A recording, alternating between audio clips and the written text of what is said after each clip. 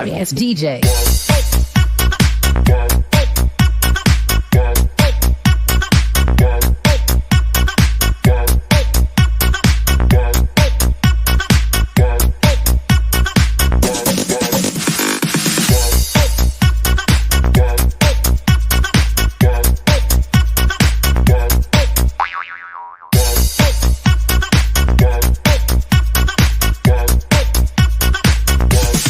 You can get some.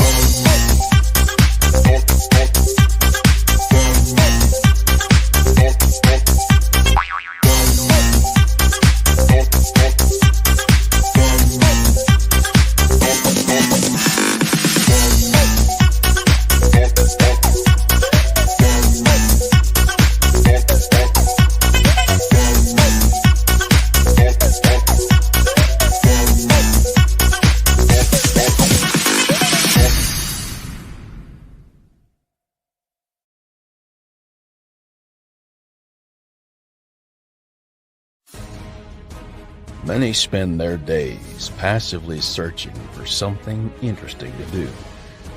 Others dig in and find it.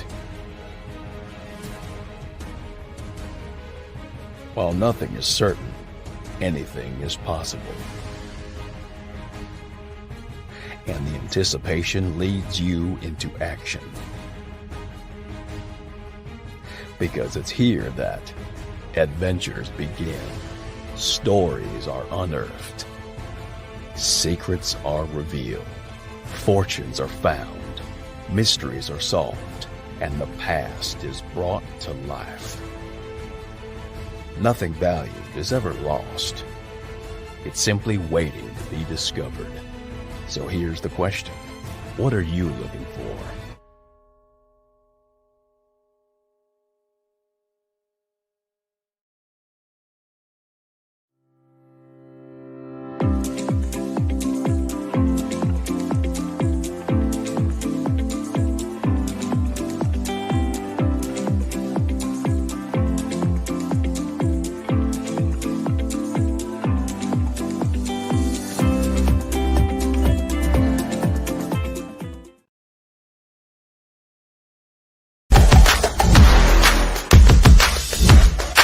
Metal detecting, simplified for newcomers.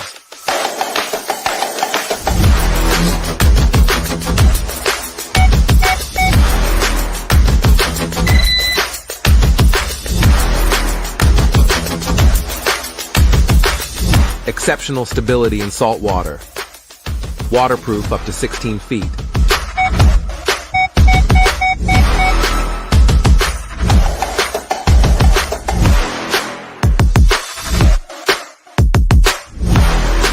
Impressive depth and discrimination, similar to a high-end detector.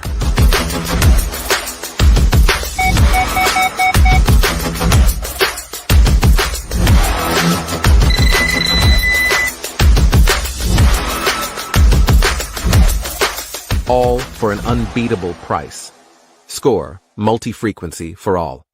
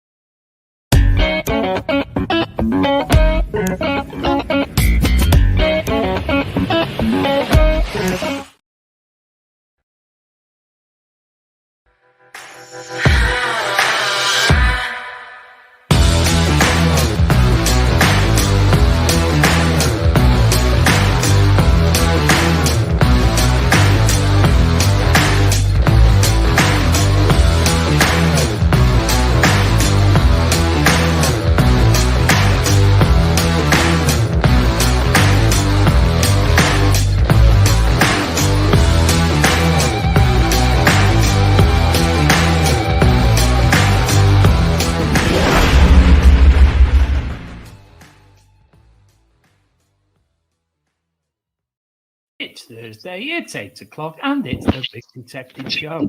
Can I pet that dog? Dear, all right? I'm all right, darling. How are you? I was a bit too close. I feel all right. Yeah. Feel all right. You good? Yeah, I'm very good, thank you. Mint. Oh, Bit of a downer at the start of the week, but back to health now. you didn't tell me that earlier. Well, let's hope that you... That's because you had to disappear. I did have to disappear. I had lighting issues tonight. Technological What was I issues. going to say to you then? I had a delightful day with the boy in Manchester, Bolton, on Saturday at the Awakenings Expo. Mark Colley, absolutely phenomenal. He captivated and had everybody in the palm of his hand. If anybody wants to see, I've done 2 short interviews, one with Mark Colley and one with the organizer, Steve Mera. If you go, what's out, Badger and Saddlemaker? Hello, Donna. Hello, Lady Martin. Got your messages. Sorry, I'm busy. If you go onto the Big Detecting Show YouTube channel, not the Peaky Finders, the Big Detecting Show one, there's 2 videos that will keep you occupied for 12 minutes on there. One that gives an overview of the weekend and what it's about. Mark Colley being Mark Colley. You'd have loved it, to be honest, Mark Colley one. Yeah, I watched that tonight, actually, because he encapsulates the audience, doesn't he? He's like he did. Medieval Paul McKenna. You see the coat he had on as well. He was more was more Dumbledore than Paul McKenna. And there was a guy on called Barry Fitzpatrick, who I've heard of because of his work with Steve, but I've never actually heard speak before. And I said to him, tell you what, mate, can you ring me up about 9 o'clock tomorrow night and read me a bedtime story? What a voice. No, not in that way. Just in a video chat. Sleep way. Lovely, man. You laying there naked. Yeah, because I messaged you Saturday, didn't I? Because I forgot about it, that you were going with the boy. Yes. Yeah. He loved it. He loved it, and he was going around getting free stuff off everyone. That's what. Well, the Gary Cook, I'll be sending you the link in a little bit. Evening. Sorry? Who? Gary Cook. Don't know. Yes, because we've had. Have you had bad rain? Like today? No. Frozen. No, he hasn't. I was joking. Yes, terrible. Yeah, because we had it bad last weekend. Luckily, Saturday. Oh, do you know what? I loved it. So I had to detecting Saturday, and it was spitting and a bit windy and not great. And then got in the car about 4 o'clock, peed it down, and I'm like, yes, got in my car, and I've had a good day's detecting. I've told you that coin I found, which I'll talk to Jules about that. Not Daz. Manticore. There it is. With my little played with settings, went on a field that we called. Which I'd like you to send me, because I've decided next time I go out, I'm going to have half the day on a field without anything and half the day with somebody else's settings. I'm not going to give them to you because you should just stick with what you got at the moment, your Ferris settings. But who's going to be the first in the chat? Yes, Donna, it rained here all day in East Anglia and it was flooded, and I drove my car through a flood, and I don't know how the hell it's still driving, but who's the first to guess what that is? It's Coin Man. What type of coin? That's Anglo-Saxon coin. And I have not cleaned that. Look how blinking shiny that is. Well, you can keep an eye. You can keep an eye on the hurdy-gurdy, because I ain't got a clue what it is, because I'm me. Nick Berry, hi Nick. Paul Tongue, yeah. Tilby Penny. What? And Tilby Penny. I'm not going to ask, and I'm going to write it down in my research notes. Named after the hoard found in 1807 in Tilby, near Lancashire, where they found over 6,000, but then it was 5,800, but there's a bit of a story behind that. But yeah, I've just written an article on it for Treasure Hunting magazine.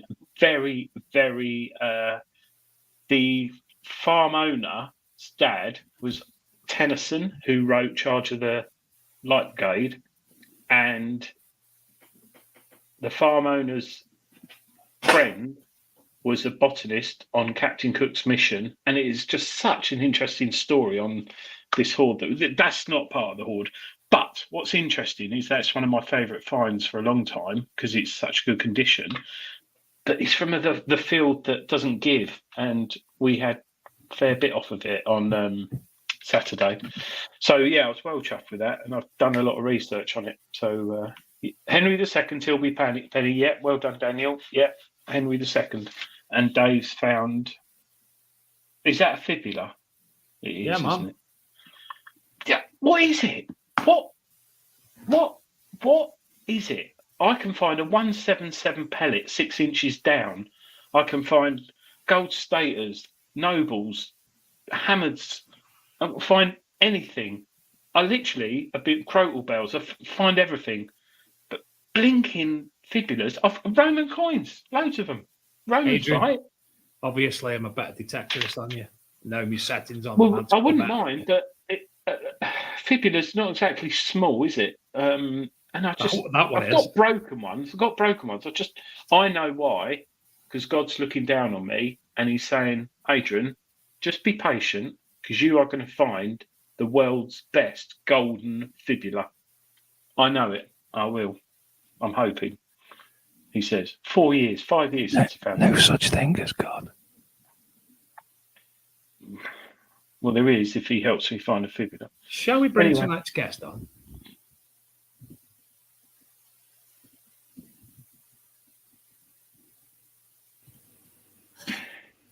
Hello, Mr. Evan-Hart. How are you? Hello there. Good evening to the Big Detecting Show team and to all you ladies and gents out there wigging in now. Hope we're looking forward to a really good evening of fine banter and just good chatting. Like the Tilby Penny, Adrian, like the Tilby Penny. Yeah. Julian, are you actually on the wrong show there? No, he's just very nice talking about us. He's very nice. Oh, yeah, sorry. You caught me out there, Dave. You know, not tuned in for sarcasm quite yet. I'll give you another 2 minutes. Yes, it, mate. Brilliant stuff.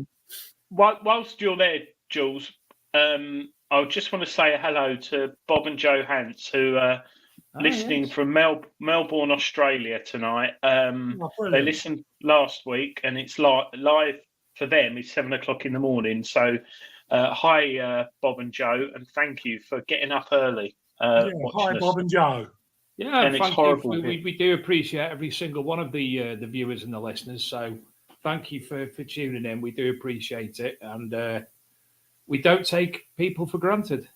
And we've got Andrew T. Obviously, him and me. Andrew T from Canada. Hello, Andrew. Thank you for joining the show. Canada. Right. We could be English. But Valley Rallies. Hi, Julian. Hi.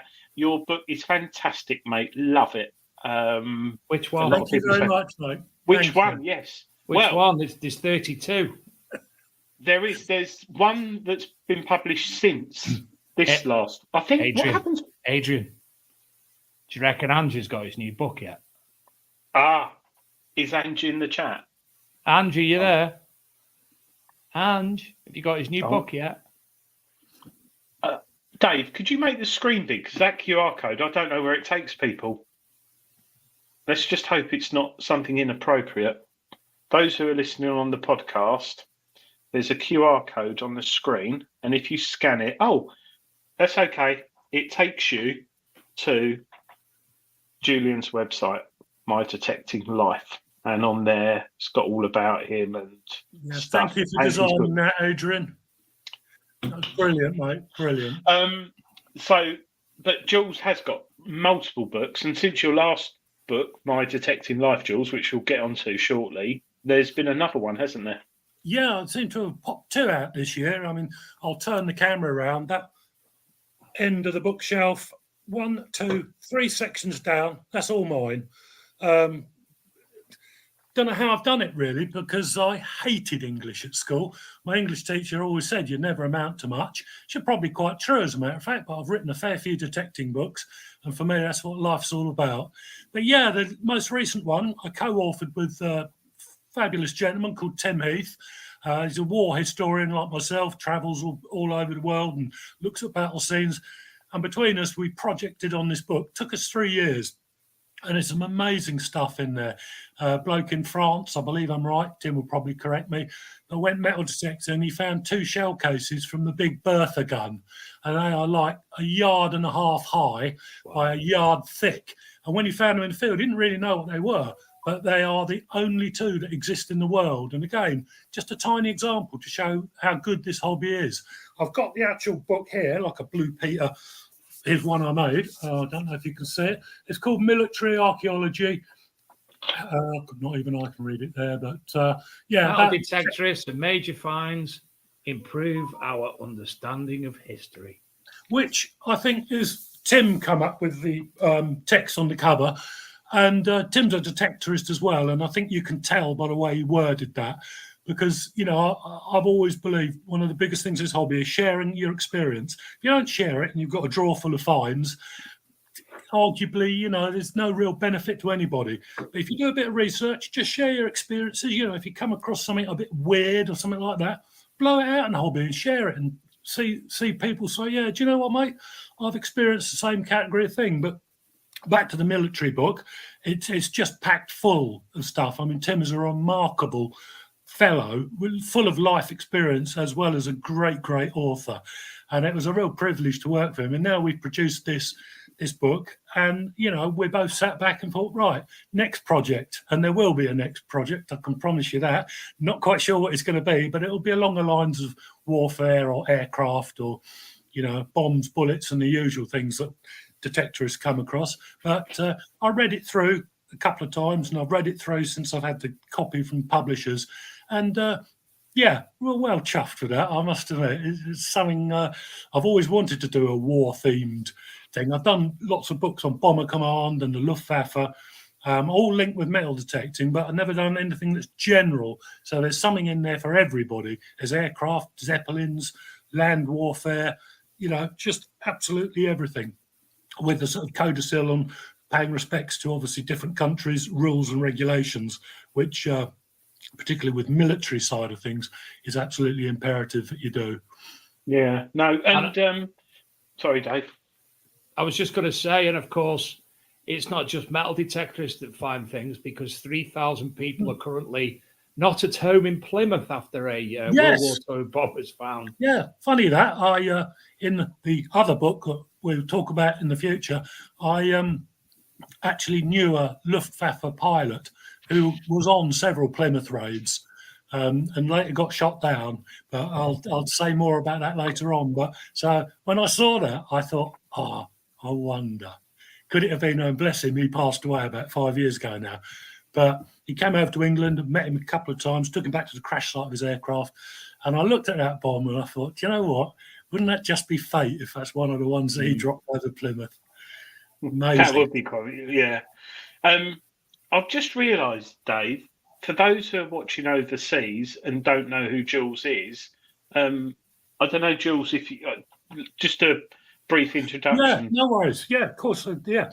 Right, my name's Jules, as you can gather, 52 years old. Sounds like a job interview, doesn't it? 52? I lied, I'm 62. Oh, God. Gotta say, God, I look good for 49. That's it. What a liar, eh? Been a detectorist for 52 years. So I started when I was about 10. Authored about 32, 34 books. Currently, I'm the editor of Treasure Hunting magazine. And me and my partner, Lisa, well, we try and get out and detect as much as we can most weekends. And it's just, it's been my life. Probably cost me 3 divorces. But we won't go into that subject unless anyone particularly wants any marital advice, which I would advise you don't come to me about. I know a little bit about metal detecting, and I'll say a little bit because in 52 years, there's no such thing as an expert.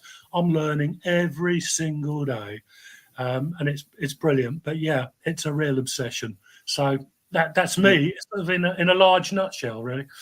Yeah, there's a lot more to it, and if you scan this QR code or go to mydetectinglife.co.uk, that's mydetectinglife.co.uk, Jules has written a book, and it's a great book. It's on Amazon, and someone in the chat, which if you have bought it, make sure that you leave an Amazon review, because we all get those emails that says we're happy, and we always ignore it. But Jules, bless him, has spent many hours and in blood it's and really, sweat really writing this. appreciated on Amazon. But- But I think I've got 10 reviews on it at the moment. 9 are 4-star or 5-star. One bloke said it's a good cure for insomnia, but I probably have a good idea who that is, and gave me 3 stars on a bad report. But hey, do you know what? Actually, I look at that report and I just think, geez, you really are. It makes me laugh. So I think, yeah, fine. You probably had the wrong effect on that. You should have published it in China, where you probably would have got about 4,000 5-star reviews now. JP Cars has commented in the chat, best book he's ever read. Oh, thank which you is very lovely. much. He's I'll tell you what, just as an started author, secondary school. brilliant. No, Thank you so much for that. As an author, I'll tell you now, you cannot get higher accolade or praise than when somebody says something like that. Because, you can think your own product is good, and most authors do, be they right or wrong. When I finished drafting I thought mine was shit, and I was right. But this leads me on to another thing as well. I would encourage everybody to write their autobiography, not for publishing, because not being funny, marketability, the vast majority probably won't be. But what a gemstone to leave through. I talked in my research over 40 years. Oh, yeah, Grandad, he was in the Desert Rats, but never said anything. Didn't talk about it at all. Died. And I get this all the time, and I'm thinking, if only you do that, just as a little passport for your families, so nobody in the future will ever have to say, well, what is it Grandad or Grandma actually did? They went around a field with a detector. Yeah, but what did they find? And if you don't record it or share it, I would say write everything down, not necessarily with a view to publishing, but for the future. Yeah. I mean, what a godsend to leave. Social history, isn't it? It saves on genealogy, where people now have to go, oh, what did they do? You'll be the one person in that genealogical research with all the photographs. I did this. Cheers, guys. 200 years' time, how valuable would that be? Well, the thing is, we're making history now. And absolutely. It wasn't until, I lost my parents the last couple of years. I thought, I've got is cine films, which I've got to get put on whatever, USB or whatever, and photos. But my kids, hopefully, will, if they want to, very much doubt it, but they can go on YouTube and look back at this show. Yeah. Not doubt it, they will, because they'll say things like, "What does fellatio mean?" Do you know what I mean, and stuff like that. But my dad keep laughing at Shaft. But you know what? It's about giving them the opportunity to do so. If you don't give them the opportunity, they can never have it. But if you give it to them, then the option is to chase up Dad's history or not, as the case may be. But if you don't leave it to them, they don't have that option. Well, it's fun. It's funny you're saying about Desert Rats, because a girl I work with, I was chatting with her. What? Hi, Jules. Have you wrote anything on World War II glider engines? As after last week's show, Adrian is very interested in their history. Best, Will. He got me on that one, Will. Blinking monkey. Donna Martin, also The Accidental Detectorist, is also another very good book. Very good book. Sorry, Adrian, did you just say Donna Martin? No. Did you just say Donna? You did say Donna Martin, didn't you? Yes, I did say Donna Martin. Yeah, I'm sure you did say Donna Martin. Do you know why?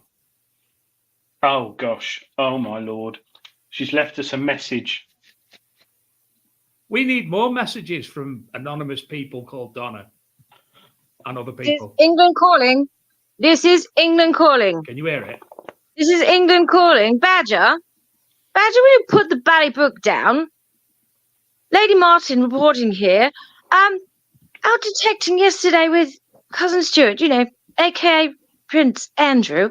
Jolly good time, marvellous soil conditions, beautifully flat, rolled, wading through a few human remains though. Wait. Bit of paranoia and got to pick all of those up. So, bagged a lot. Interestingly, 2 bow brooches, 2 Saxon brooches, a denarius, a beautiful Saxon hook, and a hanging bowl hook. Never seen one of those before. Big old thing, wouldn't fit in the old zipper. Bally Prince Andrew left it on the field. Absolutely horrified. Have to go back and look for the bally thing. In other news,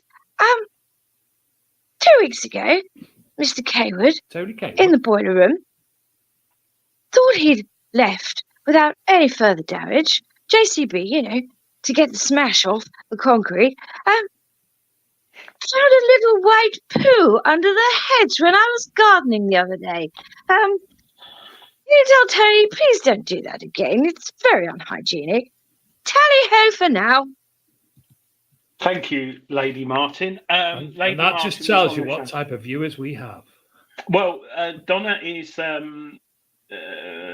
museum person at Soham. Archaeologist. Archaeologist, yeah. Curator. Curator, yeah, I did want to say it, but people get funny with names. But Donna left a message on our bigdetectingshow.com website where you can leave a voicemail, and there's a cassette there that will record it and digitize it and put it on the show if you want to leave a message. You don't have to put your email address or anything, and it doesn't track your IP address. So you could be anywhere in the world, like my mate James is on the beach now reading Jules's book. So, and he's got. Where is he, eh? Well, it's funny, Jules, because we were out detecting on Saturday, and I said, I'll see you next weekend. He went, yes, mate. Yeah, no worries. And then I texted him on Monday or Tuesday and said, you still all right for going out Saturday detecting? And he went, no. I was like, why? And he sent me a rude picture of fingers at drinking beer in Lanzarote, like you do. He does this. I'm sure he's on the run. But yeah, he's out there. But going back to Desert Rat, the girl I work with, her granddad was a desert rat, and she was telling me he was one of the really early ones. And they were fighting. I can't remember the story properly, but they were in the desert or somewhere, and they all got malaria or something. And his whole squadron died, and he was the only one to survive. But he's damaged his legs or something. It's the Second World War. They flew his mum to France. Well, it's not funny about losing his legs, Dave. They flew his mum. You done that and you got your emoji come up. Oh, did I get me? They flew his her nan to France, and then she got a lorry trip to somewhere, and then she got on a boat with some Greek fishermen, and then they took her and they paid the British Army sent her out there to see her husband, and she flew back with him in a bomber.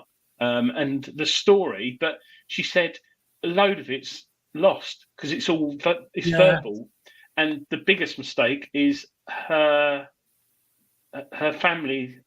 Hang on, how do I get this right? One part of her family married a German family, so they didn't really talk about the war a lot and all this. So she said it's all been lost. But I was like, oh my God, that's so interesting, the history behind it. But it's not on YouTube, is it? Or Facebook or anything. And like you say, Jules, I think writing your own autobiography or typing it on a computer would be better, because if you write it, you might lose it. But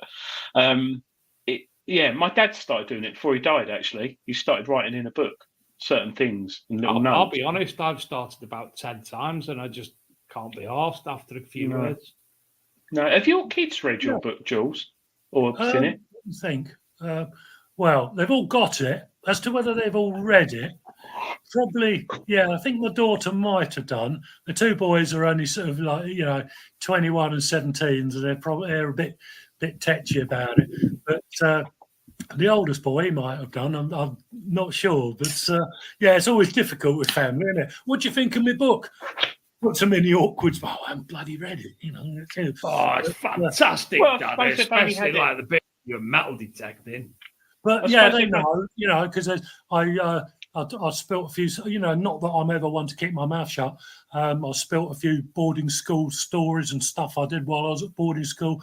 And so I was contacted by a couple of guys who saw it on the old school website. It popped up. And the lovely thing about that was that I haven't spoken to those guys for just under 50 years. But they saw it on the old school website and they thought, God, I remember that dick. Like that, and I was chatting away with them, and it was just brilliant. So it serves that sort of purpose as well. You can reconnect with people you know, a lot of my schoolmates just disappeared. They're not on social media, unfindable. But you know, the school newsletter going out in hard copy as well, to like something I think goes out to about 14,000 addresses. You know, it's brilliant. No, it's good stuff. Sorry, school newsletter. Yeah. School newsletter. Your school keeps you updated on the latest rugby matches that they've played. I haven't played rugby for 50 years. So that's a bit iffy there. And what's going on in school? You know, trips to Africa, and you know what they do, stuff like that. So you still get your old school newsletter? Yeah, you have to sort of ask for it. You know, they don't sort of hound you down and say, take this. But yeah, you can just go on the website and register, and they give you a newsletter. You can either have it hard copy or it comes through as email. That's pretty cool. Is that a grammar school? It was the first year I went, which was 74. It was a public school, and then it lost. It lost it. Cheers, matey. and it lost its status for some reason and became just a normal comprehensive. So, but you know, it didn't. You know, it was just a place to go. But I boarded there. They don't do boarding anymore, though. I think kids have got weak now. You can only board for 2 days. You know, when I joined there, you weren't allowed to go home for 8 weeks because, you know, see your mum and dad because kids were crying and all this lot. But now they can board for 2 days, little weasels. Allow into the chat to Neville Lake. It's his first time watching tonight. Thanks for joining us, Neville. We're here every week from 8 p.m. on a Thursday. So, right, we've first before I bring Gary Cook on and John Lydell, whatever. I've been sent a photograph and I've been asked, Julian, I know what it is. Do you know what it is? When I get there. No. Oh, got Adrian's wall tonight. Yeah, do you know what? It's like many things in this hobby and many things through the great cruise of life. I do, but I couldn't tell you what it is by name. Well, I actually suggested it's an engine sprocket from a Hawker Siddeley 125. A little bit wrong. This is from Nick West. It's a World War I fuse setting tool. Wow. How cool is that? Only Nick could do that to me. Yeah. Right, mate? So that's a World War I fuse setting tool and not an engine sprocket from a Hawker Siddeley 125. Who sent that in? Nick West. West. Nick. Yeah. Oh, what a fantastic thing to have on your mantelpiece. Yeah, I thought it was some bit of sort mahogany. Cheese. Oh, yeah, I thought it was some sort of cheese device. So, Jules, you will be still in the show, won't you, Dave? Whatever you want, mate. Yeah, I'll go. Jules here for the night. Gary's just coming on. He asked, could he pop on because he's got a bit of news. So, good evening, Gary. Good evening, John. Evening. Hello. How you doing? Hi, Gary. Hi, Connie, Gary. Gary. All right, Gary. Gary, right. Connie, yeah. Hello. Yeah, I can hear him. Yeah. You can hear me? No. Yeah. Dave can't. Julian, you're supposed to play along. Oh, sorry. It's no good. Jules, every time I come on, I have this phobia about computers and stuff. So they always wind me up and pretend that they can't hear me or see me or something. And then I end up disappearing for a few minutes.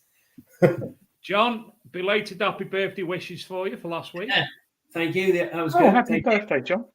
We they actually gave me a cake last Saturday when we all went out detecting as a group. It was a bit of a surprise and I was a bit embarrassed, but I like cake. It was the Marshals, the RCM Marshals thank you weekend. I like cake. For all the Marshals. Adrian should have been with us, but he had other engagements. I like cake. Well, it's wet. So I had a few family things to do. You did, but I did go detecting briefly on Saturday. But I think you had a good time, and it's nice, Gary, that you do that for all the marshals because without the marshals, there's not a rally. And they're the heart and soul. They're the heart and soul of the RCM. And the thing is, as well, is they don't want anything for helping. They're brilliant. You know, they put in so much time over the weekend, and a lot of them are part of the the organising group. So it's not just the weekend that they put all their time in. It's throughout the year getting ready for the rally and doing everything. So, you know, they slog their guts out for the weekend, and the least we can do is give them a weekend where they can come relax and metal detect. They get a decent amount of land and they can just go out and have Saturday and Sunday, fill their boots and hopefully make some nice finds. And a few things come up, John. Ivy had a beautiful medieval dog spout, Jules. Is that right? Yeah. Would you believe that we went out with Shane and what have you and had a medieval dog spout? Well, that's exactly what I didn't. I didn't. Yeah, you know the one I mean, Jules, don't you? I do, mate. Yeah, they're beautiful. I love medieval zoomorphic pouring spout. They vary in quality. Sometimes you get a real dog with hair. Other times you just get like two cuts in the end of the spout. This was a really nice one. Yeah, brilliant. Really nice one. And we had half a egg. Is it Egbert or no? Cut half Saxon Collinwolf penny. Yeah, Commonwealth. And it's quite a few fibulas come up as well, apparently. Yeah. Hey, come. You might have had them. I think you, Mr. Cook, are planting them for everyone in the country because at Rodney Cook, a lot of fibulas come up, and I blinking don't even find one. Last year, the year before, this year, if I don't find one. There's a good chance this year because we're on a real good Roman area this year. So if you do tell us more. It's a different site, Gary, is it? Yeah, we've got a brand new site this year. Our amazing group of landowners have come up brilliantly again for us.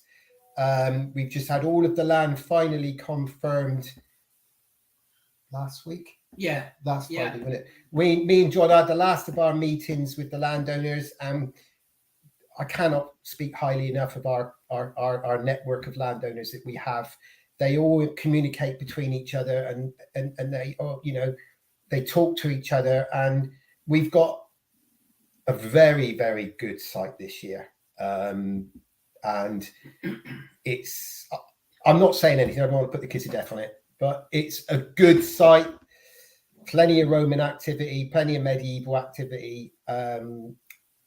It's hopefully going to have another good RCM. The RCM normally has been very lucky with finds over the last few years. As Jules will tell you, he's been IDing quite a few of them over the years now for me, and we've had some great finds. So hopefully this year will be no exception. So it's near Bath. It's not far from the historic city of Bath, which is a very big Roman town, as you all know, with the Roman baths.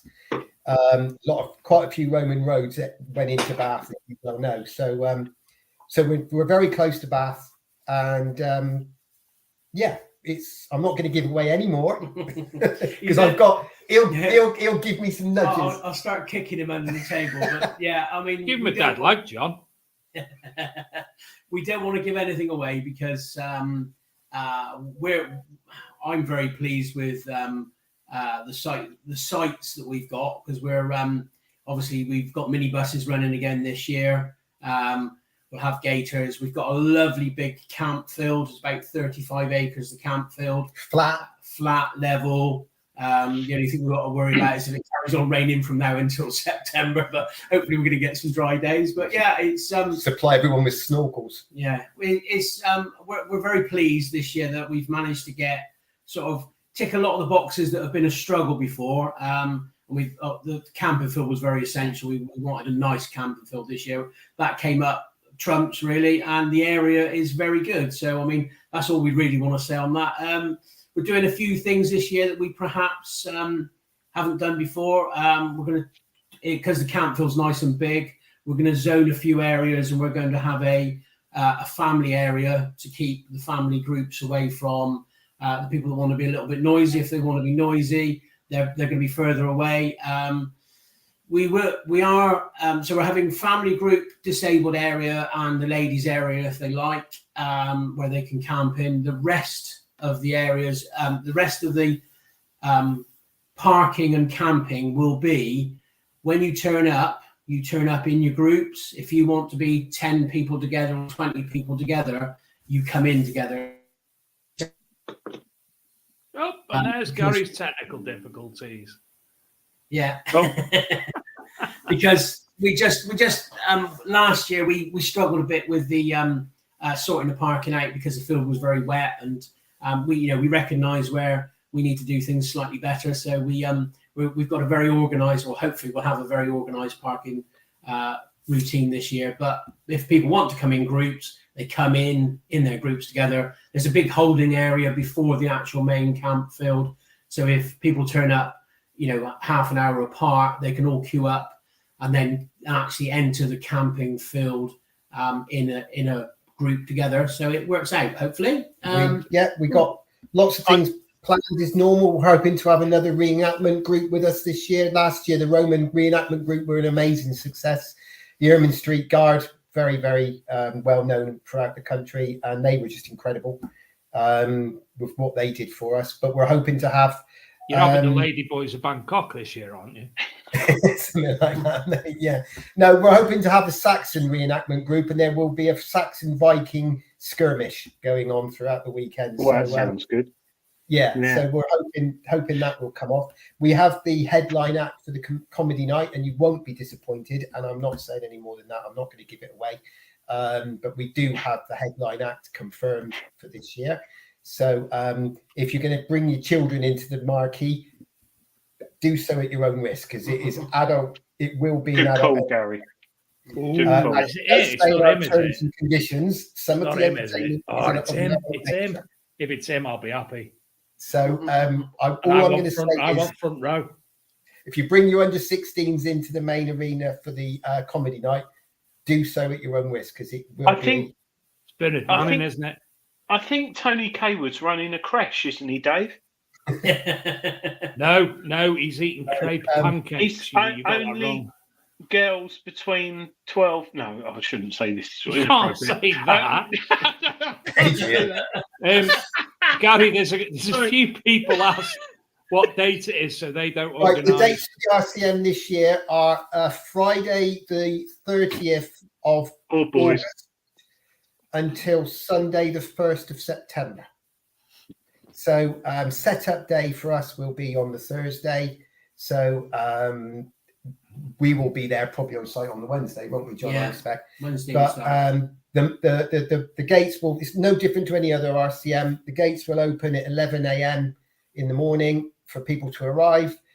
Set yourself up. Detecting will start from midday through, and there will be a nice big Friday field for anyone who's a weekender can detect on the Friday field, and then we will have our usual plethora of fields available for Saturday and Sunday. John did touch on it this year. The nature of the site this year will be that there will be a little bit of possible travelling between one set of fields and another. It's not very far, it's a very short distance, and we will probably have a small area where you can park your car if you wish to drive up there, and there'll be a parking marshal. But we will be running minibuses like we did last year. We will have 3 or 4 minibuses doing the circuit and being able to take people to and from the fields as and when they want to go, like we did last year, free of charge on the RCM, obviously. Jules, you'll be pleased to know that your gator will be roadworthy and road licensed, so you will be able to drive on the road, but please don't crash into anybody, Jules. Adrian, I'll tell you what, that's really good, because I don't think slow down. We didn't take our gator on the road last year at all, did we, to the pub for the evening? No. I'll just, on that point, Gary, it's something which Rodney Cook can do and does do. And I, multiple times at the rally last year before, whatever, you get people who have been detecting like 50, 60 years in their 70s. And I've picked up a few people and they've said, I love this rally because I can get to the fields. They queue up, get the minibus or get a gator back. And it's so nice because you've got how many fields are we looking at this year? This year, roughly? probably somewhere around about 20. I would probably So say 20 maybe fields. 25, depending on harvesting what's available. And they can, some people struggle walking up hills and stuff like that, and get in the minibus, get dropped right off at the edge of the field, detect all day, get back in the minibus, and get back to their chalet or camp or whatever.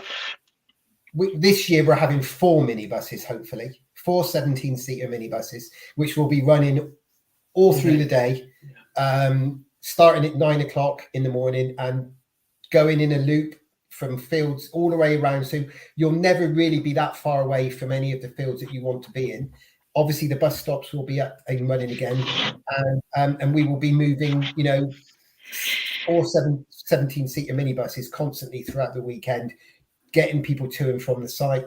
And as I say, and to ease up the queuing a little bit, we're looking at the possibility of having a couple of parking areas set aside around the site, so people, if they want to drive their cars off site and park up there and then come back, they can. That will be a possibility, but not camper vans, caravans. No, just cars, obviously. Just cars only. And we will be having drinking stations set on around the site as well. Marshall drinking stations where we will have free water again, like we always do. No alcohol, I'm afraid. But we will be supplying free water to everybody, like last year, because last year was exceptionally hot, and we were driving around the fields last year, just chucking bottles of water at people because they were like going out into the fields in like 30 degrees with no water, which I just, I don't really. Only mad dogs and Englishmen do that, don't they? Gary, I've got 3 questions. What's the Wi-Fi like, or 3G, 4G, 5G? 4G. Right. The 4G is fine. We've been there and checked it. Okay. We will have RCM Wi-Fi dongles, and you can bring your own dongle if you want and set your own Wi-Fi up. But you should be able to tap into ours, okay? But that's only limited. Question number 2. That was just for obviously question number 2. Would you like a live Thursday night big detecting show? Absolutely. Absolutely, mate. Let's do it live from because the RCM. I'm saying it now so somebody can book the extra day off and come down early. I am 100%. I will be able to do that this year. I will be there on the Thursday night, and I'll tell you for why. Because Dave, put that finger down. There's always the panic, Gary, isn't there, of the ticket things and QR codes working at Gary's, and so I drive down the M25. Last year, it took me like 4.5 hours because traffic was bad. So to come down on the Thursday night, and we'll do the show from there Thursday night. I cannot wait. And it's going to be a good one. Those who've never been to Rodney Cook, which most have, we don't need to plug it because everyone knows it's great. Our biggest plugger of the RCM is sat to my right, Mr. Julian Evan-Hart. He is a huge fan of the RCM. Just a brief interlude to say thank you to everyone in RCM, from yourself down to the marshals, down to everyone who even thinks it's brilliant. I have the time of my life there, and so does Lisa. We just love it. You've got everything for us perfect, mate. How you've done it, I don't know, but you have. And no, I'm just wishing away my life until September. Yes, no. But we all started doing that last September. Yeah. I look forward to going on holiday with my family, but on a par is going to the RCM, which is not right, really, but it is. It's a good community fun event. And I'm just warning everyone. Gary said that, the tickets, Gary, people who've already been before will get an email and a text on Monday. We've got pre-sale tickets will be going out on Monday at 9 a.m. As you know, Adrian, because you sort all that stuff for us on the system. So anyone who, my own son hero up there, anyone who has who came to the RCM last year, who came to the Weekender last year, and as long as you didn't tell us to remove your details, under GDPR law and everything else, as long as we have your details on the system and you're on our mailing list, then you will receive an email on Monday. And am I right, Adrian? We're still doing the text messaging? Yes, because Sorry, I just had a funny message come up on my computer. If you've got a Hotmail account or an Outlook account, they don't seem to like emails, not just from us, from a lot of people. So we're going to send everyone who gave a mobile number. Yes, as long as you left your number. You will get a text. You'll get an email first, and then within probably half an hour, you'll get a text, your mobile, and the text will just say RCM tickets now available and a link, and you click on the link and it will take you to the website. Now, last year tickets sold out in 5.5 hours, Gary. 5 hours. 5 hours. 5 hours. The year before it was like 11.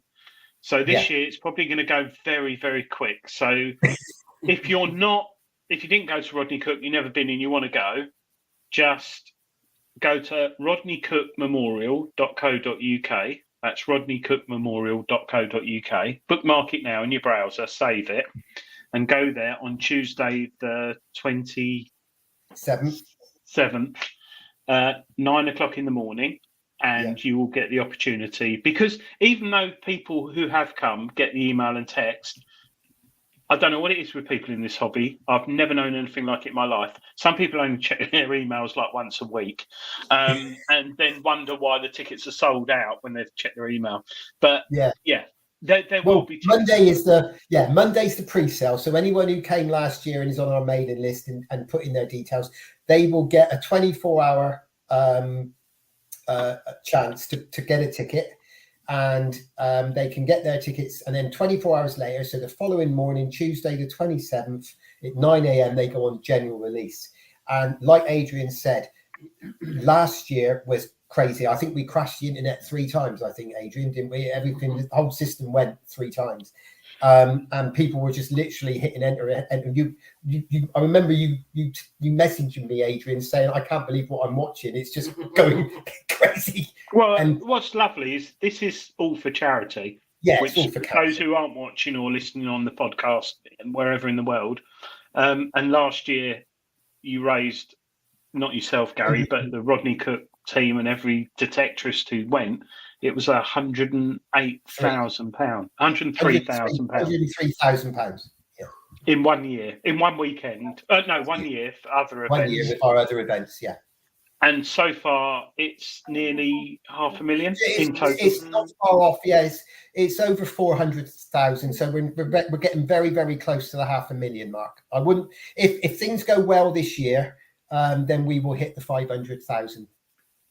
Kane van der Heide, he asks, he's doing the show late, where is the RC Festival? That is in Wiltshire in the UK. Yeah, that's the last weekend in September this year. Go to the website. Adrian has updated all of the frequently asked questions. He's updated all of the information for this year. So by the time the tickets go on sale on Tuesday, all of the information that you will require will be on the website. We will also be posting up a list of hotels that people, if they want to stay and book a hotel, some hotels nearby. All of the hotels that we will put up on Tuesday, or Adrian will put up, will be no more than, say, 20 to 25 minute drive. Some of them will be 15 minutes. Some of them will only be a few miles away. And obviously, but be very quick with those as well, because believe it or not, a lot of the local hotels sell out during the RCM weekend, and people then start panicking that they have nowhere to stay. The tickets this year are £65 for a full adult weekend ticket, and that includes camping, all of the amenities, and all of the entertainment. So you will have live entertainment. The TV Comedy Store will be there Friday. We have live entertainment on Saturday. All of the amenities within the camp, all of the shower block. That also includes all of your bus rides, the showers, and everything else. Can I have a shower with Adrian? If you want to, mate. Yeah. Well, Fodder Phil manages the showers. He's like the janitor. So last year, last year he had a drill with a bit about that big. He got thrown out. I don't know what it was, Gary. He said it was a flame. And I said, why is it like 3 foot up? And he said, he kept saying glory, glory, glory. So hallelujah. Maybe it's a religious thing, but yeah. So for 65 quid, you get the full weekend to detect. So that's 3 days detecting. So that's Friday afternoon, Saturday and Sunday. You get all the entertainment. You get all your bus rides you can imagine that you want, all for free, taking you up and down the fields. That's all inclusive of the 65 quid. Obviously, your camping is inclusive of the 65 quid and all the entertainment. So, you tell me where you get 3 days detecting, entertainment, accommodate, all your camping facilities, live entertainment and free bus rides for 65 quid. You can't. There's a few people asking what price is it for somebody coming with them non-detecting. Can I just £65? It's the charity. Shall I read those out, Gary? The prices. Non-detecting guests are £10 for the weekend. Shall I read them out, Gary? Shall I read? So yeah, read them out, mate. If you want to come on Saturday, which is a full day, it's £35. If you want to detect on the Sunday, it's £30 because it finishes a bit earlier, like a couple of hours earlier. If you want to come for the whole weekend, that's Friday, Saturday, Sunday. If you turn up in a tent, a camper van, a wigwam or whatever, it's £65 a person. If you want to turn up with your wife, and your wife is more than happy to spend her time with me or Dave, that is £10 for the whole weekend. They cannot detect. If you have a child that is under 16 and wants to come for the whole weekend, that is £15. Am I not right, Dave? That's it. And that's £5 a day. Wow. Yeah, bargain. And if you've got a child under 16, so your wife comes for £10. And you've got 8 children like Dave, you don't have to pay for the children, but you must book a ticket. And it's all on there. But it's free. It's a free children under 16 free. Yeah, it's effectively a ticket event. Obviously, you can't just turn up on the gate and pay. It's all like last year, so it's QR coded tickets.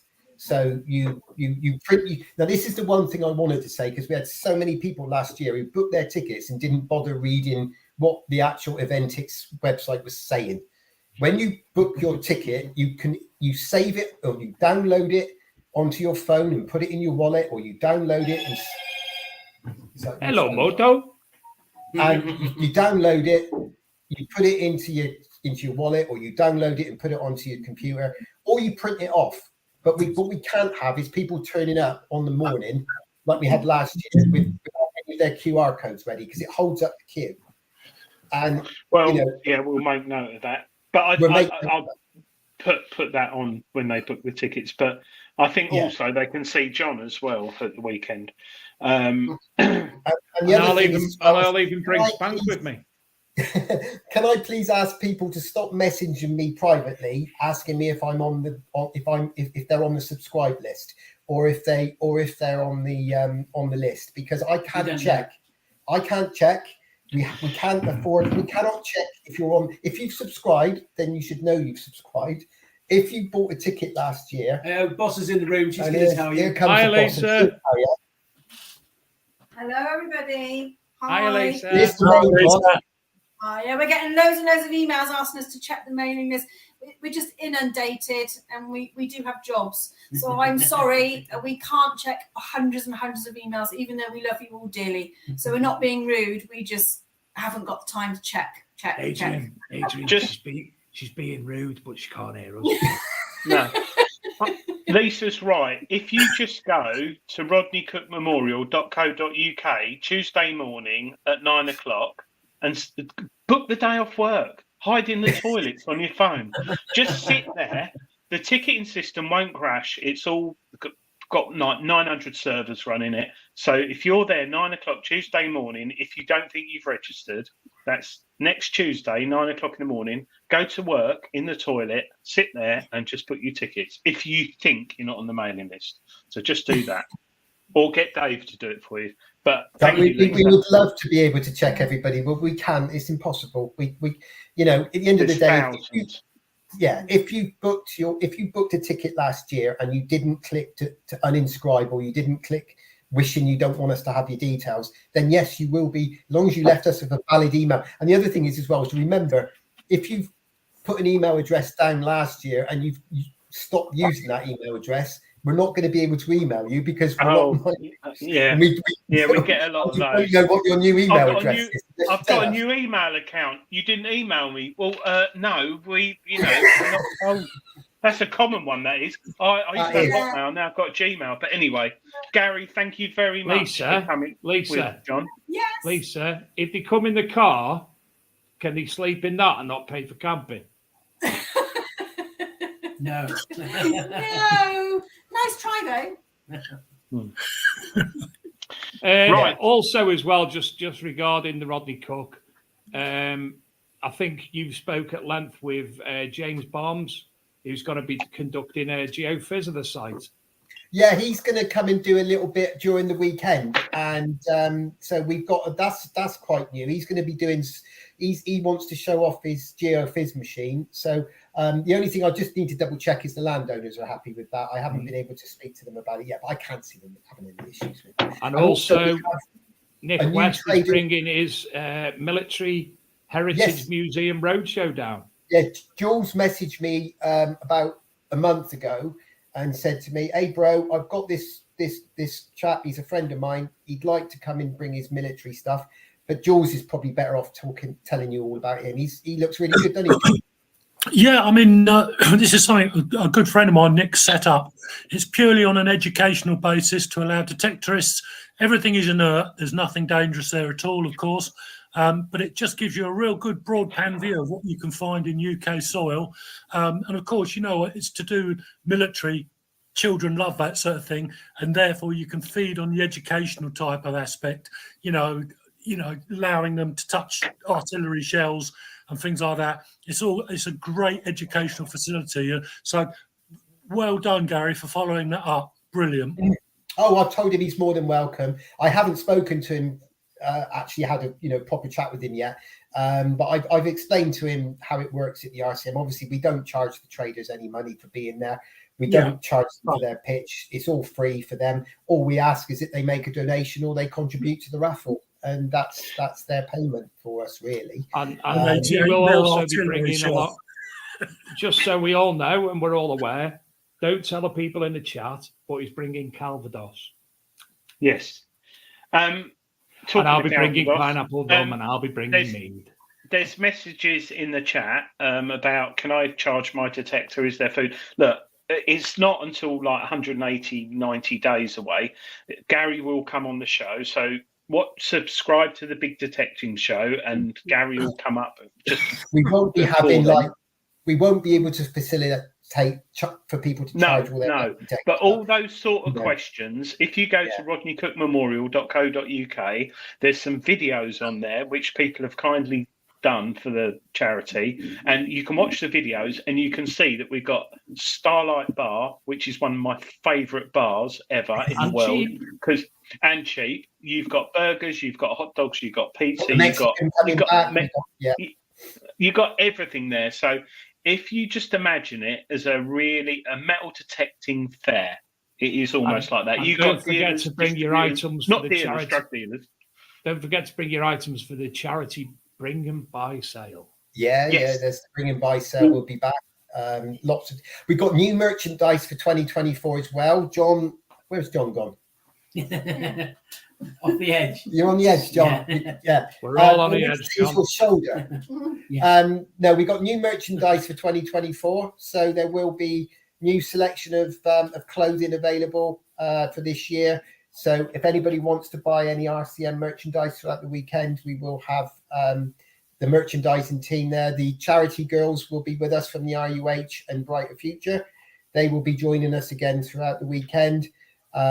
With a few other things we've got planned as well, which you'll be able to do. Obviously, the token field will be back, hot tub. and hot tubs. Big Detecting Show awards.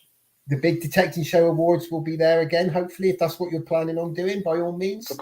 You know, obviously, Treasure Hunting Magazine will be pride of place in the marquee again, and your free edition of the Archaeology and Metal Detecting Magazine. And the magazine will be up and running. So it's all systems go now. It really is. You know, with me and John, we've done our bit, haven't we, John? We've got the land sorted out. Yeah. And we're staying to Lisa now. Keep us in order. That's the thing, isn't it? Yeah. So, yeah. Hard Crack job. away.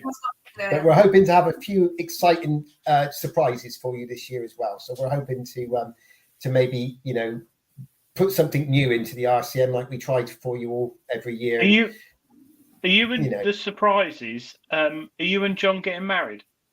Yeah, he's been new with me. This year, Gary, will you be wearing pants? Pants? I don't know about that. No, it wouldn't be the RCM if I wasn't in shorts. I've got to wear shorts, always. Always wear shorts. I can't not have the jean shorts. It's what everybody knows me for at the RCM, isn't it? Let's be honest. So, I wonder what that picture is in the background there. I don't know. What's that picture? What is it, Dave?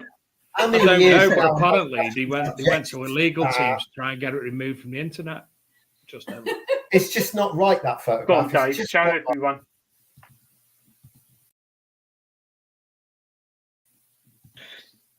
Oh, Lisa's a lucky lady.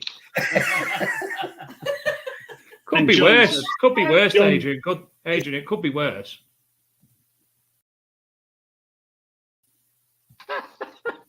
That's a very bizarre night. With the cinnamon off the chase. That's a very bizarre night, that was. Well, listen, Gary, Lisa and John, thank you for coming on. We'll let you depart now, and we can talk about you behind your... I mean, we can see you talking to Mr. Evan-Hart. Yeah, don't stress, everybody. You know, all the questions and frequently asked questions will be going up on the website. As I say, you know, we can't answer every question that gets put up. We've got personal lives to live as well. You know, we got houses to run and families to look after. We can't spend our whole time, you know, answering personal questions. And as much as we would love to, we're not being rude. It's just the fact that we get inundated and we have to draw a line somewhere. But all of the information that you will need will be on the website, because that man up to my top right-hand corner there, our webmaster, will sort it all out for us, won't you, Adrian? He will. Gary Robertson has said Lothian Relic Charity Digs are happy to donate some weekend camping tickets for Detector Mania 2024 this coming September. Thank you so much, Gary. That was really kind. And me and John are hoping to join you at your dig, but you'll have to pick us up from the airport because we ain't driving all the way up to Scotland from Wiltshire. And Adrian, Nick Berry said he's happy to help with the trophies again. Thank you very much. Oh, Nick. Bless him. Adrian, is that an Essex Cricket Club top you've got on? No, everyone says that. It is just Essex. Okay, fair enough. I wasn't sure if it was Essex County Cricket Club. No, I should wear a county cricket. I just if ever I get like blown up or something, they'll find a bit of my remnant. I don't want to end up in like Yorkshire or somewhere up north. So if I'm on holiday and something happens to me, they'll find me and go, "Oh, what's that mean?" They probably would think it was Turkey or something like that, but that's Essex. So CX is free CX. Very well. Before we go, guys, can I just say a big thank you to all the Gary put out a shout for some new marshals this year. Oh, yes. We obviously want a few more people to help us because it is a big event. And quite a few people have come forward to volunteer, and we've already signed a few people up to join the team. And, hopefully we can, well done all of them, because it's... thank you so much. We can assure you, if you're young, fit and able, we will be working you hard that weekend, because we're out the window, right? A lot older and a lot more tired. The one thing I do need to say, just quickly though, with that is, if you become an RCM full-time marshal, please note there's no detecting for marshals over the course of the weekend. Only because the marshals are there to help the guests and to keep the RCM ticking over. And we don't allow marshals to metal detect whilst they've got their yellow jackets on and they're marshalling. So if you're a full-time marshal, you'll be doing shifts, there'll be rotas, and you'll get your downtime and everything else. But what you will get is a thank you from us, like we had last weekend, where anyone who works the shift over the weekend will get to come metal detecting with the RCM team at a designated place where you can detect at your leisure on land provided by the RCM as a big, big thank you. But just remember, if you're planning on applying to be a marshal, there's no part-time marshalling. It's full-time, or that's one thing I want to say, just in case people are thinking, oh well, I'll marshal on the Friday, but then I'll detect on the Saturday and Sunday. No, we can't do that. It doesn't work that way, I'm afraid. All right. Thanks, Gary. Thanks, John. Gary, John, a pleasure to see you both. Yes, John. John, make sure Gary goes and takes you for a walk down to the local pub now to continue your birthday celebration. Jules, I will give you a bell because we haven't had our monthly catch-up chat for a while, so we need. Yeah, anytime, mate. Anytime. I'm always on the end of the bar. Early next week, mate, and we can put a couple of hours aside for a chat. Too right, mate. Too right. Lucky you, Jules. All right, guys. Good to see you. Take care. See you, Gary. Jules is gone. Gone. Jules. They've gone. God, what? Tell you what. John can talk, can't he? Do you know what got me? Hell. When John got up, I could have sworn he had a pair of Speedos on. I think they might have been Gary's Speedos. I think next year's big announcement is John and Gary are going to be part. Oh, he's still here watching.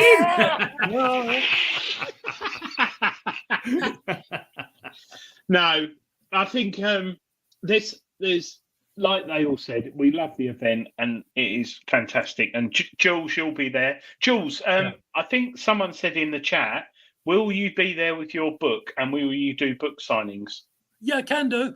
Yeah, it's not. I wasn't specifically planning to do that because I haven't talked to Dan about it. But yeah, I'll almost 100%. Yeah, I'll bring along enough supply and I'll do a signing for anyone that wants. Yeah, that'd be really nice. But we all do look forward to Rodney Cook, and it's nice having it.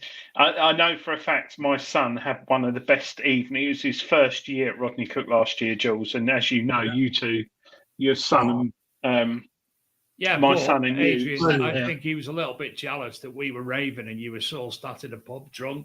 We were having a proper good time, and he's like, "Well, Jules and Tom got on very well, and we were the landlord came out the pub and he turned all the lights off and he said, that's all right, leave your glasses there." And then we ended up with a bottle of wine and beer, and I think we were drinking till like 1 a.m.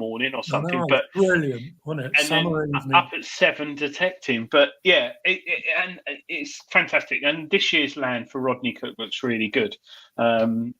And Treasure Hunting Magazine will be there, Greenlight Publishing with all the books. So if you want to get some good, and it's always a good discount, isn't it, Jules? Yeah, again, I don't know what the discounts are because Dan sorts all of that side out, but there will, I'm sure, be some really healthy discounts there.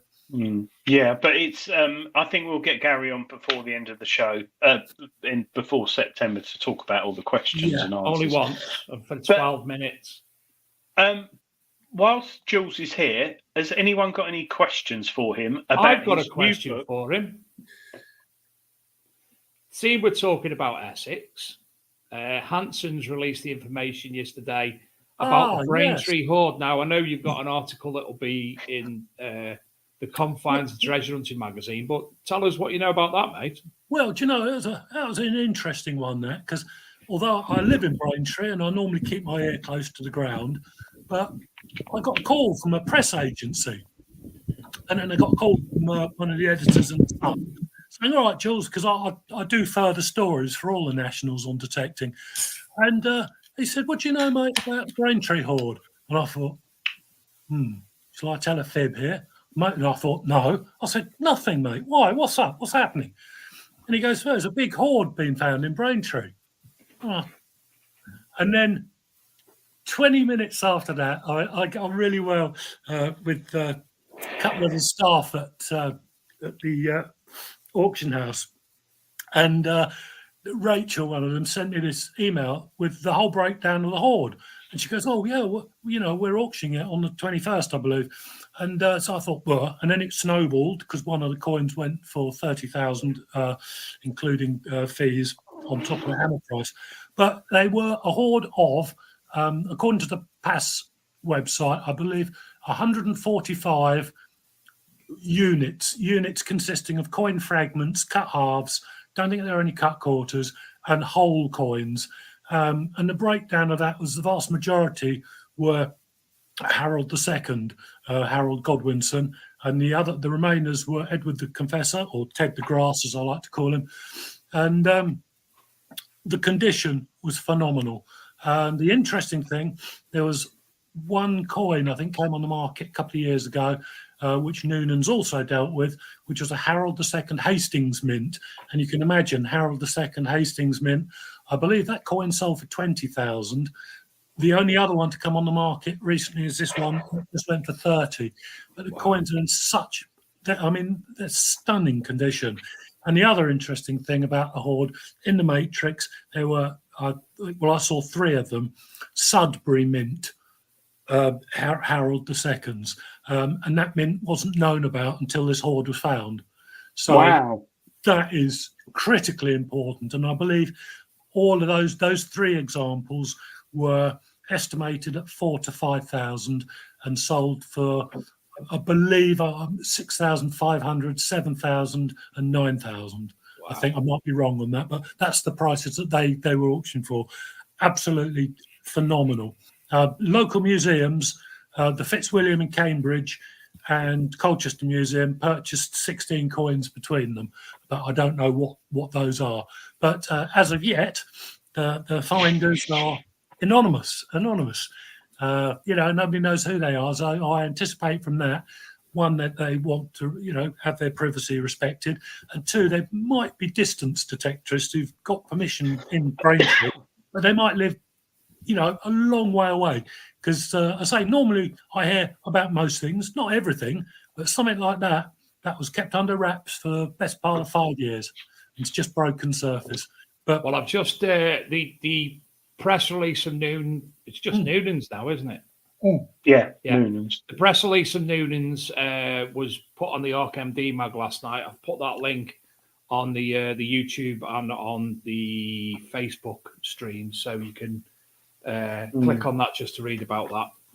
They're all good, all these auction houses, as long as you go to ones that, excuse me, who advertise in metal detecting magazines. So, I think and I had dealings with Noonan's last year, and I genuinely was blown away by the level of service and also the good commission rates and the professionalism of it all.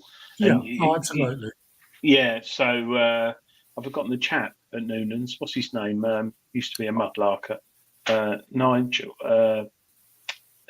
He's Nigel Mills. Nigel Mills at Noonan's, who he was a detectorist mudlarker. He, phenomenal. Knock him up, get him on the show, Adrian.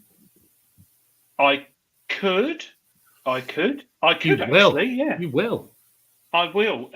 He went to Brentwood Metal Detecting Club, and I met him over there last year in Essex. And every find that turned up, he goes, "Yep, I know what that is. Yep, I know what that is." And he was like giving free valuation. So, and the thing is, in this hobby, that prime example, right? That Tilby penny I found at the weekend, Jules. You can look on Spinks, anything from 100 quid to 450 quid. Goes to auction globally. There might be someone in Florida sitting there in their pants who's drunk a bottle of brandy. He might pay $2,000 for that. And it is so bizarre. Not that we want it to go overseas, but in a good auction house, you do stand a good chance of getting the best value if you want to sell your finds. Yeah. Well, we're talking about finds. We've actually got a video to play as well, a human interest story. One of our viewers, Stephen Brame, he's been on the regional news up in the Northwest this week about his find that we've spoken about previously. So I'm going to just roll VT. And thanks for sharing that brilliant reaction. We loved it. I love everything about that video. Now, we're going to go back to Armistice Day last year when a man with a metal detector made a remarkable discovery. Yeah, Stephen Brame from Bacup in Lancashire unearthed a World War I service medal in a field in Accrington. And after weeks of searching, he's managed to track down the soldier's great niece and reunite her with the medal, as Lucille Brobby now reports. On Stephen's metal detecting adventures, he can find anything, from coins dating back to the 1700s to a Viking games piece. But when detecting in a field in Accrington on Armistice Day last year, he uncovered something different. A silver World War I service medal. To be honest with you, I dug the hole and what came out was what I thought was a silver coin. It was only when I got home that I had to realise and clean it up that it was actually a medal. So yeah, it's unbelievable really to actually find a medal on Armistice Day. After some research, Stephen and an archaeologist discovered the medal belonged to Private Nicholas Farnworth, a soldier who served with the East Lancashire Regiment during the First World War. I suspect that what's happened is it's been Remembrance Sunday and maybe in a service there, and I think he's walked through the field with actually with his medal on, and he's either tripped or fell, or because the medal itself is not complete, it's only the circular part of the medal and not the holder. There's still no picture of Nicholas, but after weeks of searching, Stephen managed to track down his great niece Lisa and return the medal to her. Here we go, Lisa. It's been a pleasure to bring you this family heirloom. It's been hiding in the ground for quite some time, so... It's an honour to be contacted. People like Stephen are giving us a lot back in terms of history, and particularly when it's people that have fought for us in war. So I'm thankful. Hopefully there may be other family which are more direct to Nicholas that may come forward. Although what Nicholas looks like remains a mystery, Stephen's uncovered a piece of history that's helped bridge generations. Lucille Brobby, ITV News. Yeah, good to see it back where it belongs. Well done, Stephen. Now let's take a look. Brilliant. Well done, Stephen. Fantastic. And yeah, I think they're actually the media there. It's IT and ITV News got all the reports in the Northwest. I think they've actually spoke about the hobby well as well. The entire segment showed the hobby in a brilliant light. It did. And I think that's, going back to Rodney Cook, £500,000 raised for cancer charities. You don't see that on BBC News, do you? And for Stephen to get something like that on the news in good light for the hobby, because all we hear of is the bad news. They love that, don't they, the media? So well done, Stephen, and thank you more than ever for sharing it with us on the Big Detecting Show. Absolutely. Yeah, top man, Stephen. Well done, and people in the chat are saying well done. So really good. Jules, you've been there and done that. You've repatriated many dog tags and things, haven't you? Yeah, it's funny enough, my first ever find like that was the exact medal that Stephen's found. I thought it was a crown. Indeed, they were struck on crown dies, and then it had a nobble on the back, and I saw the writing, and I managed to trace the guy through a friend. Unfortunately, he died in 1938. He was very old when he got drafted in the First World War. He was nearly 40, which is exceptionally old. But he was in sort of brickwork supplies and munition supplies, so I suppose age. But unfortunately, he died in 1938 of farmer's lung, and had a little boy who went out to Australia but never married, had no children, and died in 1986. So I thought, I researched a bit and I found sort of 18th cousins connected, and I thought, no, it's just too distant. I will go to children and cousins and uncles and things like that, but any further, I tend not normally to go. So I've still got that medal, and it takes pride of place. With American dog tags, I was involved with the finding of 8, I think, in the last 2 years, and through Ian Walker and my German friend, whose name I can never remember, bless him, he'll kill me now. But between us 3, we got 6 of them repatriated back to the families. I put all articles in the magazine, but amazing thing was one of them sent a photograph, and it was the daughter of her dad at Great Sailing in the radio room, and you could see 2 dogs round his neck, and I thought, well, one of those a detectorist found. He was probably playing baseball or something and swung round, lost it. The other one was really interesting because he was 21 years old and had led a low-level mission somewhere. Can't remember, not Ploesti, but on the equivalent. And for his bravery, the guy's 21 years old. He had one of the American generals, whose name slips me now, who didn't like being photographed. And I think there was only about 8 photographs of him known in the war. And this lady sent me a photograph of her dad receiving the medal, not Medal of Honor, but one below, by this general. And the boy's bolt upright. He's 21 years old. And at Great Sailing, this general has turned up to give him this medal. And I thought, absolutely unique. But again, with something like that, I don't think anybody can criticise the hobby or the role it plays at all. I've got probably the best part of 100 letters from children and families. I say children, they're all 80 years old now, having sent back bits of aircraft, that their father was killed in or something like that. I've had people travel all over the world just to come into my storeroom in Braintree and just take a tiny little piece of twisted metal, but that's all, apart from a grave, what represents their dad, and without metal detecting, I could never have done that. And, I always take great humility from standing back from situations like that and thinking, if but not for this scientific electronic instrument, I couldn't do that. No, it's true.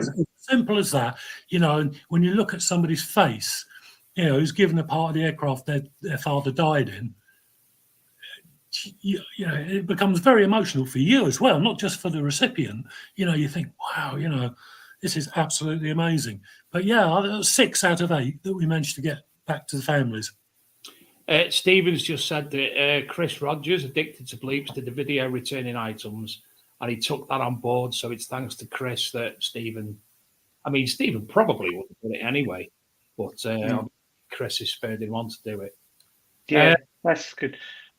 Just before I forget, talking about Jules and his finds, not a lot of people know this, but if you go to YouTube and type in Treasure Hunting Magazine, there's fairly recently a YouTube channel that's been set up by the magazine, a bit behind the times, but aren't we all? And Jules has got some videos on there.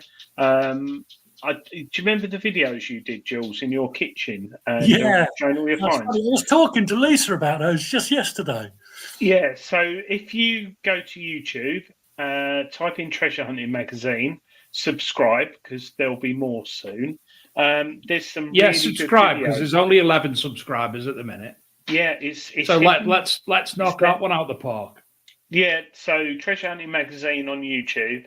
There's Jules's videos on there. I think there's episode 1, 2, and 3. Yeah, they didn't do bad on not YouTube, on Facebook. I put them up about 2 years ago. They got 25,000 hits. Yeah, and I think the thing is, it's great. Facebook's great, but not everyone's on Facebook. And those guys who found the Braintree Hoard obviously aren't on Facebook, and that's why it went under the radar. So a lot of people are on YouTube. So if you go to Treasure Hunting Magazine on YouTube, Jules has got, I did it. There's 3 episodes there of. I was just talking to Lisa, saying, "Oh, I really ought to get on Instagram or TikTok or YouTube." It's on YouTube. TikTok. Oh gosh, you'll be blown away. It's blinking everyone in there in the world watching that. But go on the YouTube. Thank you for doing that. No, I thought I'd put them up there because. Like we were talking earlier, 14 subscribers now. We're here. Whoa. It's getting there. Not a lot of people know about it, but it's a channel there, and it's it's nice a good videos medium. to watch. Yeah, and I'm going to do a video with you, Jules, because when me and you sit down and have a drink, and we talk about the hobby, there's stuff that is. People probably 50 years of detecting. You've been a field tester, the CTX. You were a field tester for, Gosh, and that's a revolutionary machine in the hobby, and we could just sit and chat about that and everything. So it's nice to share that with people. So I think so. Yeah, I say, my biggest epithet in this hobby is sharing information, and I say, whether you put it in whatever magazine or national press, share it, because all too quickly your life can just change. And to be honest, that's when 5 years ago now, bloody hell, when I had my heart attack. 16, we're going up. You're nearly double. Geezer. That put life into context for me. And I'd always been toying with doing an autobiography, but I didn't want to, my life isn't actually that bloody interesting. So I thought, but my detecting side of it, I've been invited by the King of Jordan to go and detect in the deserts and dug up a Zeppelin. I thought, there's something to tell here. So with the autobiography, it is a bit. I'll tell you about a few exploits at boarding school, and then I lead into my first detector in 1972. And then I just, I've listened to thousands of people in 52 years. So it's their autobiography as well, because there's things they've said to me, and I thought, you know what, you're so right. That's the way I think it should be, but sharing is the greatest thing I think you can ever do. Yeah, I totally agree, Jules. And I think sharing it with as many people as possible. Absolutely. Yeah, definitely. Sorry, there's a badger just turned up. Oh, yeah, cool. Badger in the room. 18. Oh, going viral. So, there'll be more videos on this soon. Magazine on YouTube. What? Thank you, Derek Sherwin. You went all muffled then. Well, listen, Julian, it's an honour as ever to have you on the show. Sadly, obviously, Gary came on and we didn't get a word in edgeways. Thanks to John, as ever. Lisa come just rambling and the way it should be, mate. Random. Just good banter. Yeah. So again, thank you as ever for joining us. We love having you on the show. Real pleasure. As I've said to you 1,000 times before, I wish I lived closer so I could actually come and sit with you and tell me the things that you haven't put in your book. I'm very, very fortunate to be friends with that bloke. Have a beer with him now. Believe you me, mate, it's two-way. It's really two-way. We could talk all day about that day we went detecting in, was it Epping? And Jules moved about 10 foot all day, but was digging stuff all didn't day. It just kick off, didn't it? Oh, Just the pennies we found. Yeah, it was Alan. That's another story. But the pub. That. Yeah, that You're was up good to 20. 20. It's looking good. This is looking good, guys. Right. Thank you very much. Thanks again to Julian. We'll be back with you same time, same everybody. place next week. If you're listening on the podcast, don't forget to come back and join us. All the episodes are currently up to date. And again, thanks to Stephen Brain for sending that video in. And for Gary, John, and he's gone. I reckon he needs a wee or a poo. Or a poo. Might need a poo. Not like a Tony Kaywood poo under the white one. I think he was eating raw meat with bones. It might be white because remember the amount of empty Winnie the Pooh talc things. He might have been eating the talc. But I think Donna said he was eating a lot of mash because there was a lot of mash spilt or something like mash all up the walls, and it went all hard like concrete. Okay. Ladies and gentlemen, it's a pleasure as ever, and we will see. What video do I usually have to see with? I can't remember. I haven't done Adrian's Wall. Never mind. Dog needs a wee. Same time, same place with Adrian's Wall and the dog having a wee. And don't forget, if you want to read more about the Braintree Horde, go to archmdmag.com and you will find it on the main page there. Have a good week, everyone. Love you all. Good luck detecting. And that. Bye-bye.